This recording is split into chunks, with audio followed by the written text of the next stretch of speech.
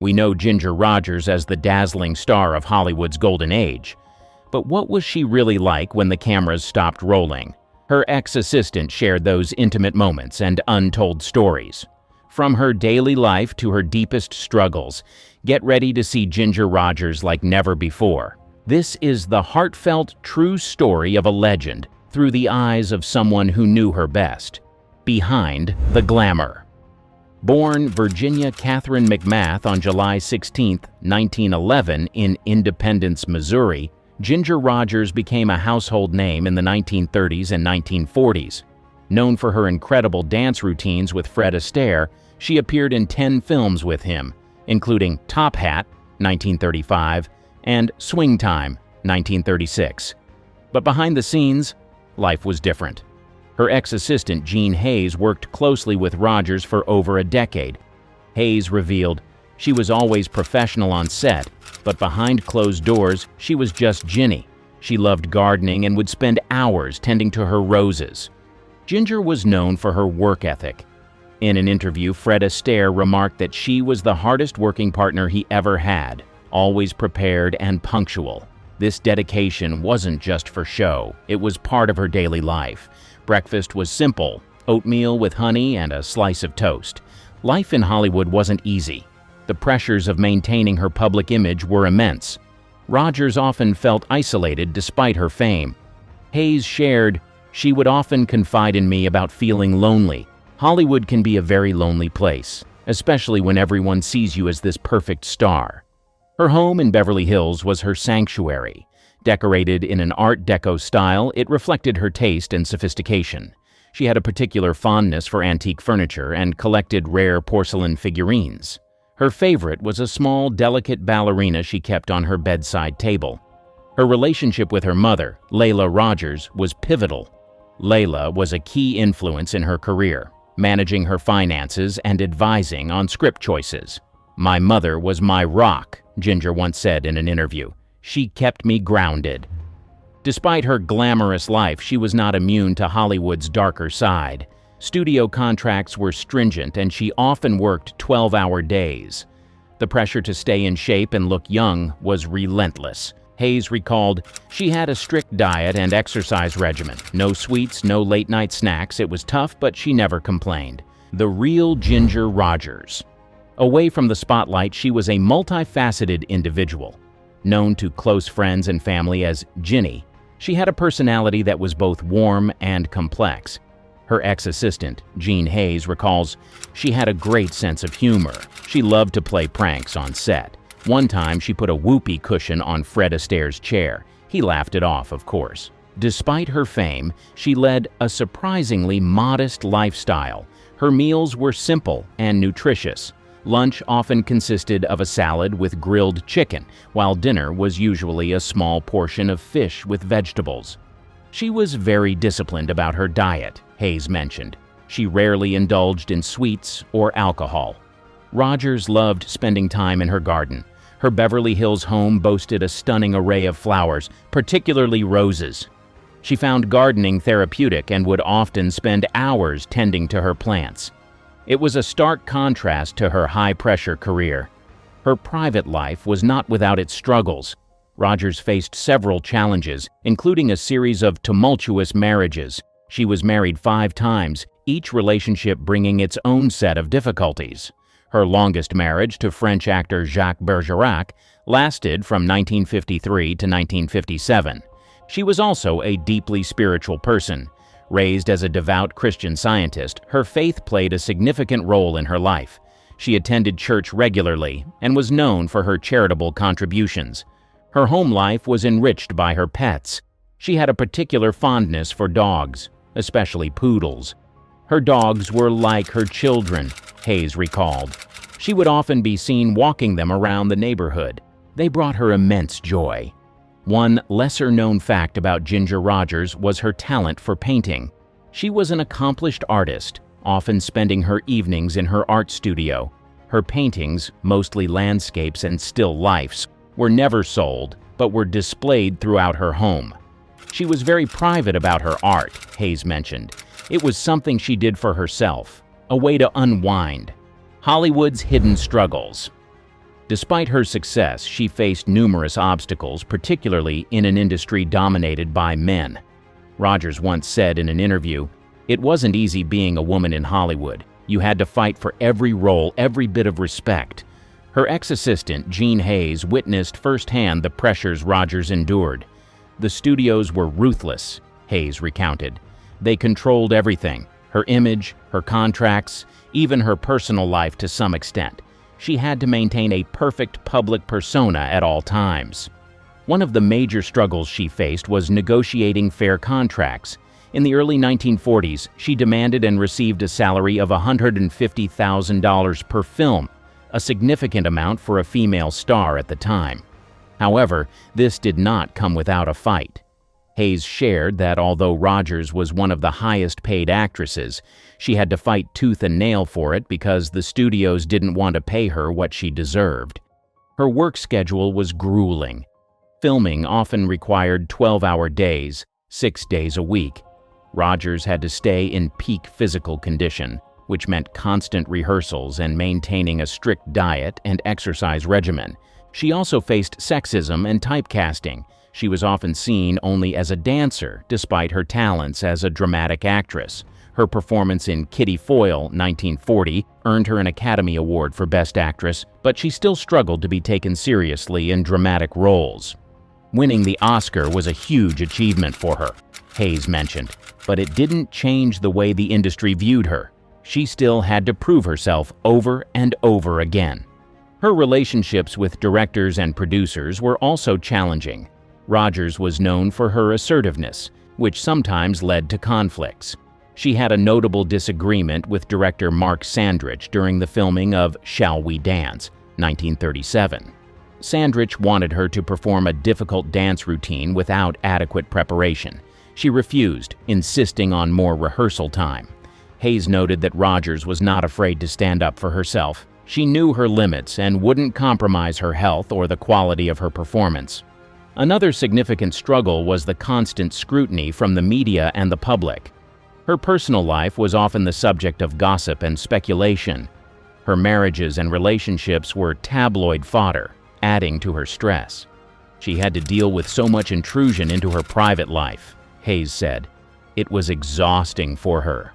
Inside her home. Ginger Rogers' home in Beverly Hills was a reflection of her elegant yet practical nature. The house, built in the 1920s, was a Spanish colonial revival style, complete with arched doorways, stucco walls, and red-tiled roofs. It was a sanctuary away from the public eye, a place where she could relax and be herself. Jean Hayes remembers the home vividly. It was beautifully decorated but not overly extravagant. She had a keen eye for art and antiques, which gave the house a timeless quality. The interior of the house was filled with personal touches. Rogers loved Art Deco furniture, which was evident in the sleek, geometric lines of her living room set. The walls were adorned with paintings, many of which were her own creations. She was an accomplished painter, and her art studio was one of her favorite places in the house. Hayes said that Rogers had a talent for capturing the beauty of nature in her paintings, which was her way of unwinding after a long day. Her bedroom was a sanctuary of comfort and simplicity. It featured a large four-poster bed with a canopy, covered in soft pastel linens. A small, ornate vanity held her collection of perfumes and cosmetics meticulously arranged. She had a routine every night, Hayes recalled. She would sit at her vanity and write in her journal before going to bed. The kitchen was another important space in the house. Despite her busy schedule, Rogers enjoyed cooking. She often prepared simple, healthy meals, focusing on fresh ingredients. She was an avid gardener. Her garden was a vibrant display of color, with roses being her favorite. She spent hours tending to her plants, finding peace in the process. The backyard featured a large swimming pool where Rogers would often host gatherings. She loved entertaining friends and family, creating an inviting atmosphere. Her love for animals was evident throughout the house. She had several pets over the years, including poodles and cats. Her pets were treated like family members, with designated spaces in the house. Rogers' home was not just a place of comfort, but also a hub of creativity and relaxation. She had a private screening room where she would watch movies, both her own and others. She often invited friends over for movie nights where they would discuss the films in depth. The library was another cherished space, filled with an extensive collection of books. She was an avid reader with a particular interest in history and biographies. She was always learning, Hayes mentioned. Her thirst for knowledge was insatiable. Relationships and romances.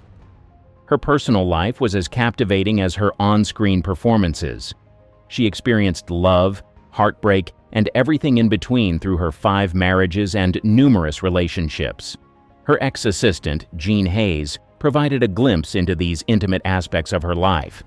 Rogers' first marriage was to actor Jack Pepper in 1929, when she was just 17. The marriage ended in divorce after 2 years.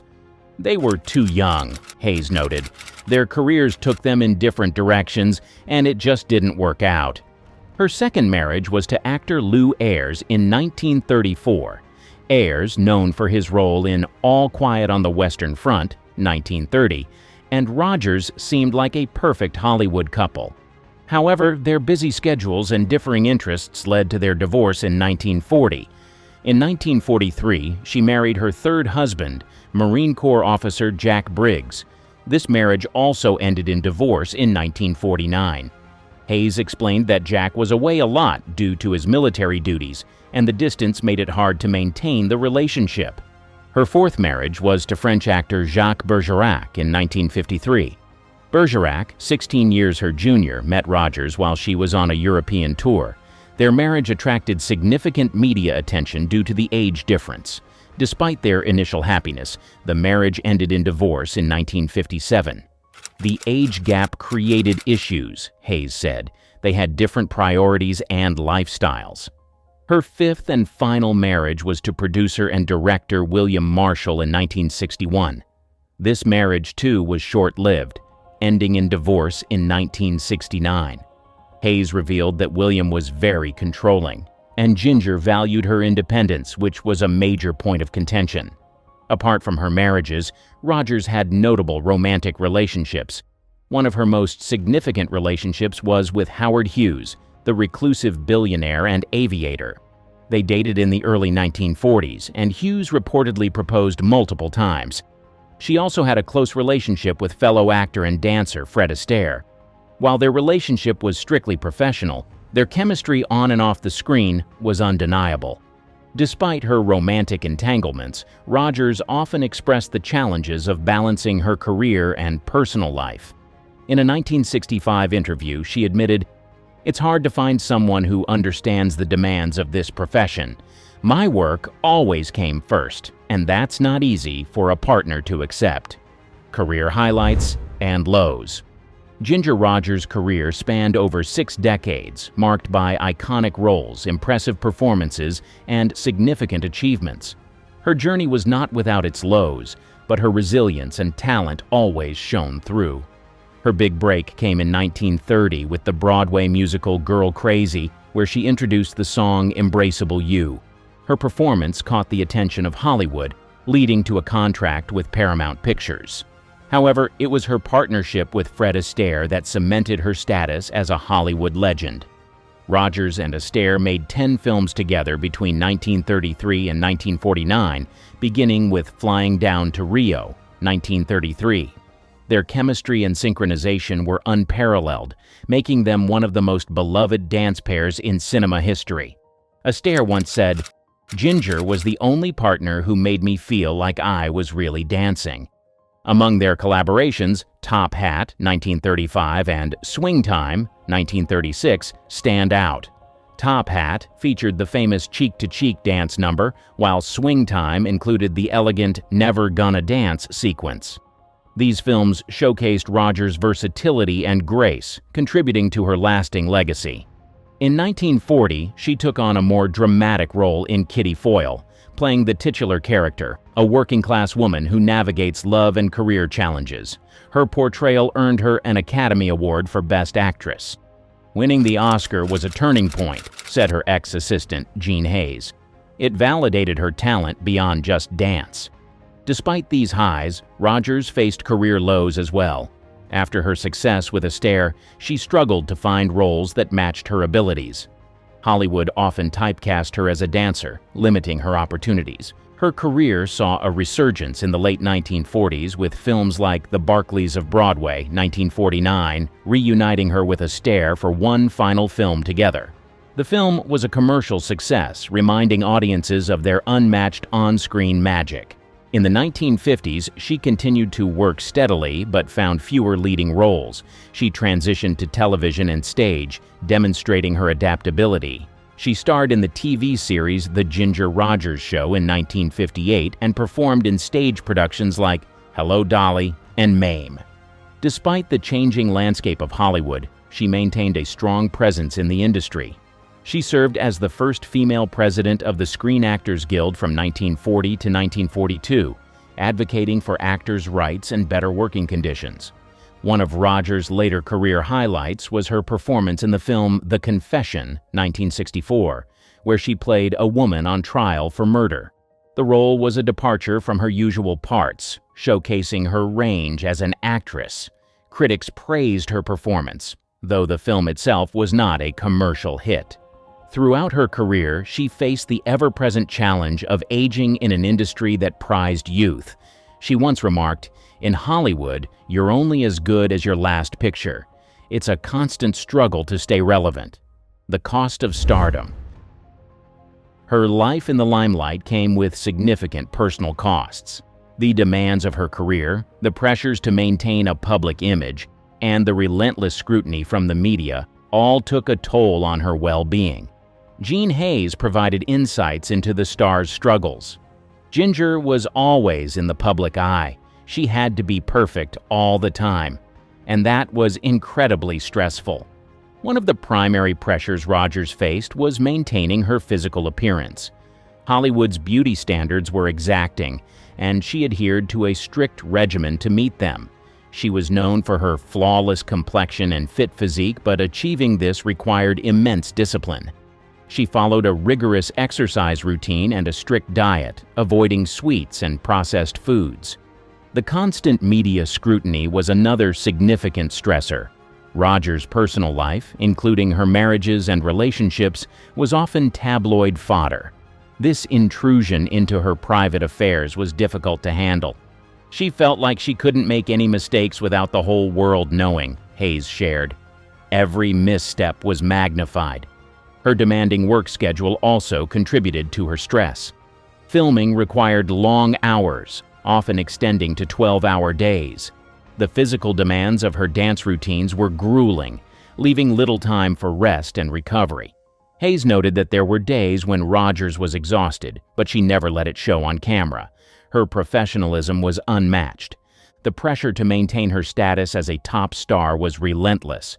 Rogers constantly had to prove herself even after achieving significant success. In a 1976 interview, she confessed, "You're only as good as your last picture. There's always pressure to stay relevant and keep up with the younger stars." Her personal relationships also suffered due to her career. Her 5 marriages, each ending in divorce, were partly a result of the strain her work placed on her personal life. The constant travel, long hours, and the need to prioritize her career over her relationships made sustaining a marriage challenging. Despite these challenges, Rogers found solace in her faith. Raised as a Christian Scientist, she turned to her beliefs for comfort and strength. She was known to attend church regularly and often spoke about the importance of her faith in her life. Friendship and feuds. Her relationships with other Hollywood stars were a mix of deep friendships and intense rivalries. Rogers' interactions with fellow actors and actresses often reflected the competitive and collaborative nature of the entertainment industry. One of her closest friends was Lucille Ball. The two met while filming Stage Door, 1937, and quickly bonded over their shared experiences as women in Hollywood. Ball once said in an interview, "Ginger was one of the best friends I ever had. She was always there for me, no matter what." Their friendship lasted until Rogers' death in 1995, marked by mutual support and respect. Another significant friendship was with Bette Davis. Although they were both strong personalities, they found common ground and mutual admiration. Davis once remarked that Ginger was a true professional, tough but fair, and she respected her immensely for that. Their friendship was built on a foundation of mutual respect for each other's talents and careers. However, not all of her relationships in Hollywood were smooth. She had notable feuds with some of her co-stars and directors. One such feud was with Katharine Hepburn during the filming of Stage Door. The two actresses had vastly different approaches to their craft, leading to tension on set. Hepburn was known for her method acting and intense preparation, while Rogers preferred a more spontaneous approach. They clashed often, said Gene Hayes, Rogers' ex-assistant, but despite their differences, they managed to deliver stellar performances. Rogers also had a contentious relationship with director Mark Sandrich. During the filming of Shall We Dance, 1937, Sandrich demanded that Rogers perform a particularly challenging dance routine with little preparation. She insisted on more rehearsal time, leading to a heated argument. Hayes recalled that Rogers stood her ground, knew her limits, and wasn't afraid to speak up, even if it meant clashing with a director. Another notable feud was with Marlene Dietrich. Both actresses were at the height of their careers in the 1930s, and their rivalry was fueled by media speculation and competition for roles. While they never worked together, the tension between them was well known in Hollywood circles. Unseen generosity. Ginger Rogers was not just a Hollywood icon. She was also known for her generous spirit and acts of kindness. Her philanthropy and support for various causes were often done quietly, without seeking publicity. Rogers was a strong supporter of the USO, United Service Organizations, during World War II. She performed for the troops, boosting their morale with her songs and dance routines. She believed in doing her part for the war effort, Hayes recalled. Her performances brought a lot of joy to the soldiers overseas. In addition to entertaining troops, Rogers was involved in numerous charitable activities. She supported the American Red Cross, participating in blood drives and fundraising events. Her contributions to the Red Cross were significant, both in terms of time and money. She also had a deep compassion for animals. She supported various animal welfare organizations and was known for rescuing stray animals. Her home was often a haven for pets that needed care.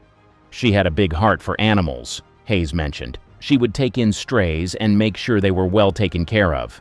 Her generosity extended to her colleagues and staff. She was known for treating her crew and co-workers with kindness and respect. On the set of her films, she would often arrange for meals and refreshments, ensuring everyone was well fed and comfortable.